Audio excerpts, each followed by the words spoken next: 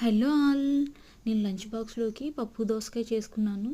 ముందుగా పప్పును ఒక గంట సేపు నానబెట్టుకోండి. తర్వాత దోసకాయలని 2 టమాటోలు, ఒక ఉల్లిపాయ, 5-6 పచ్చిమిర్చి కట్ చేసుకొని రెడీగా ఉంచుకోండి. కుక్కర్ తీసుకొని వాష్ చేసుకున్న పప్పు అందులో వేసుకొని తగినన్ని నీళ్లు వేసి మనం కట్ చేసుకున్న దోసకాయ ముక్కలు, టమాటో, ఉల్లిపాయ, పచ్చిమిర్చి వేసి సరిపడా నీళ్లు, పసుపు వేసి కుక్కర్లో 5-6 విజిల్లు రానివ్వండి. చల్లారిన తర్వాత మూత తీసి తిరగమూత పెట్టుకోవాలి. అయితే చాలా బాగుంటుంది పప్పు. పులుపు ఇష్టమైన వాళ్ళు కొద్దిగా చింతపండు రసం కానీ, చల్లారిన తర్వాత కొద్దిగా నిమ్మరసం కానీ వేసుకుంటే చాలా బాగుంటుంది.